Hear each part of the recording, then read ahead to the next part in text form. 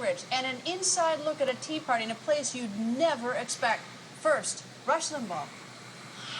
Rush, thank you for joining us. And earlier today, you said on your show that the upcoming elections boils down to this. It's either Obama and the Democrats or America. You can't have both. What do you mean by that? Well, I think it's pretty clear. I think we're in the midst of a disaster, Greta. I think the Obama administration regime and its agenda is a disaster for this country as founded. There is a systematic destruction of the private sector of this country taking place. The private sector is where jobs are created for Americans. And there aren't any jobs being created, and there are no policies in place to create jobs. The policies in place are suppressing job creation. And so the question here for the election is Obama and the Democrats or America, because you can't have both. And maybe I should say America as founded. But this is, I think it's crunch time. I don't think this is being overstated. I don't think it's being exaggerated at all. What do you think of the Tea Party and its effect on the midterms? Well, clearly the Tea Party is having a profound effect on the midterm elections. I mean, you look at Alaska and the polling data in Alaska and Delaware. You know, Lisa Murkowski says she's going to run the write-in campaign. They did some polling, and she's taking votes away from the Democrat, not the Tea Party winner, the Republican. And the same thing in Delaware. Castle flirting with maybe a write-in candidacy. And so they polled it, and they found out that Castle would take votes away from Coons, the Democrat, and not from Christine O'Donnell.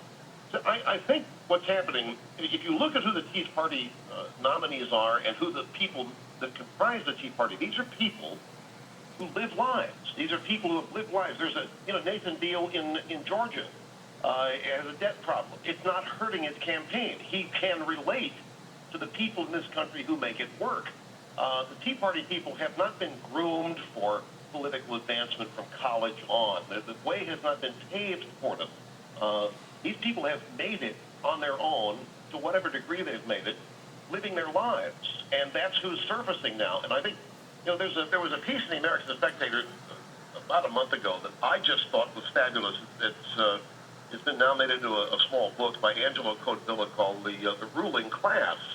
And we really are dealing with the ruling class elites, which is a minority running the country, versus the country class, that's the average, ordinary American people who make it work. And by the way, when I say elites, I don't think they're not better than anybody else. They just think they are. They think they're more special. They think they're smarter. They think they're more sophisticated. But they're not. They're in the process of ruining the country. And people, part of being an American is wanting to leave a legacy for your children or grandchildren better than what you found, whether you had.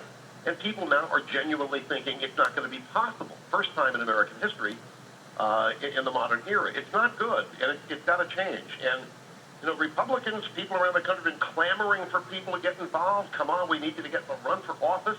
And now they're out there doing it, and it's not time to start putting them down. It's time to support them. I'm enthused by what's happening. I'm invigorated by it. Has the Republican Party ignored the members of the Tea Party over the last year, 2 years? Did you say they've ignored them?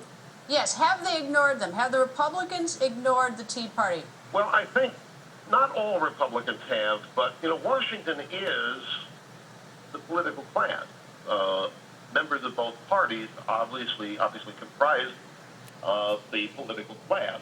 And Washington is a town that has its own prescriptions for success. It has its mechanisms in place for how you advance there, both politically and socially. And the Tea Party people, I think there's a good way to illustrate, in a way, it's a fairly good analogy. I can remember back in the early 90s, Greta, when my show was just taking off, and I would go to parties in the Northeast, some of the Northeast Republicans. I'm naive at this point. I'm thinking all Republicans are conservative, and they're all Reaganites, and I was dead wrong about it. And these people whose names you would recognize, I don't want to mention, come up to me after dinner and jab me in the chest with their fingers. Say, "What are you going to do about Christmas?" I said, "What do you mean? The pro-lifers. We can't win anything with pro-lifers dominating this party. We can't. You've got to shut them up. We've got to get the social issues out of the Republican Party." Well, it turned out that these guys were being badgered by their wives over the abortion issue, and they were embarrassed to be going to the conventions with the pro-lifers and the people that they thought were the unsophisticated. They didn't quite understand how politics worked. Their Democrat friends are making fun of them because of the people that were in their party. And I think a little bit of what's happening now. The Tea Party is much outside. Look at Sarah Palin. You know her well. Sarah Palin is being reacted to precisely the way all the other Tea Party people are, because not because she's a walking joke like they want you to believe, but because they fear her.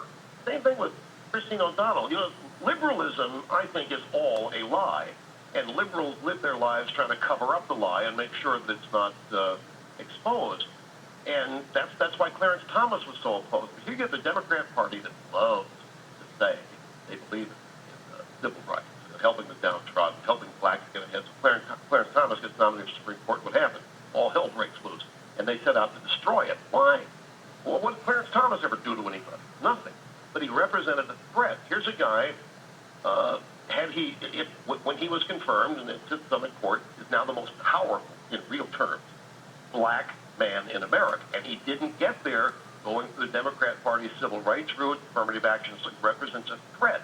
Shows people that you can succeed and become whatever you want without going the route the ruling class tells you you must, or the Democrat Party tells you you must. Same thing with Palin. She's lived a full and rich, real life. Nothing was paved for her. I mean, Hillary Clinton didn't even get a full partnership at a law firm until Bill became governor. Michelle Obama got the no-show job at the Chicago hospital after her husband was elected to the Illinois legislature. But these women did it on their own. Their dad didn't pave the way.